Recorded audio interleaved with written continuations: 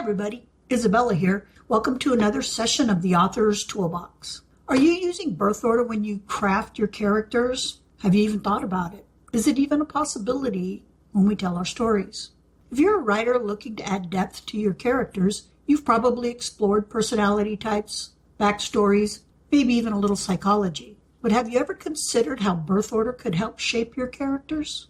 Now, before you roll your eyes and say, "Isn't that a debunked theory?" You're right to be skeptical. Science hasn't found strong enough evidence that being the oldest, middle, or youngest directly determines who we become. But small patterns and, more importantly, social expectations around birth order still shape how people act in families. And that's exactly the kind of nuance great characters are built from. So let's break it down.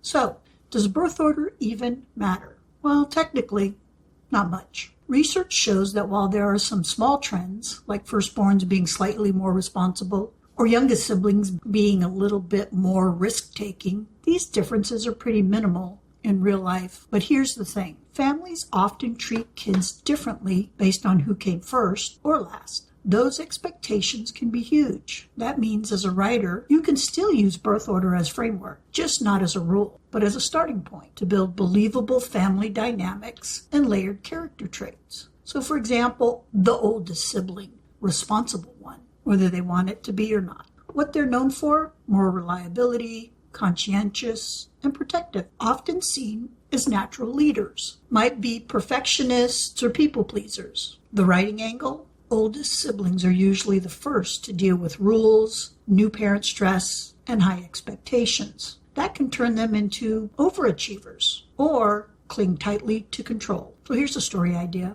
What happens when the dependable older sister finally breaks down after years of keeping the family together? Or the golden boy realizes he's been living someone else's dream. Middle children, the peacekeeper in the shadows. What are they known for? Adaptable, independent, and pretty much caught in the middle, literally. They can be diplomatic or deeply competitive and may feel overlooked or crave recognition. So what's a good writing angle for this? Middle kids often deal with the forgotten child syndrome, but that also means they learn how to read people, navigate conflict, or carve out their place quietly. So a good story idea? Middle sibling who's always kept the peace finally decides to stop being the glue. What if they leave or rebel and everything unravels? The youngest sibling, charming, free-spirited, and full of surprises. What are they known for? Outgoing, fun-loving, a little rebellious, used to getting attention and pushing limits. Sometimes feels underestimated. The writing angle for this one? The baby of the family is either often protected too much or not taken too seriously. Both are gold for character development. So what's a story idea for this one? Everyone sees the youngest child as reckless and unserious.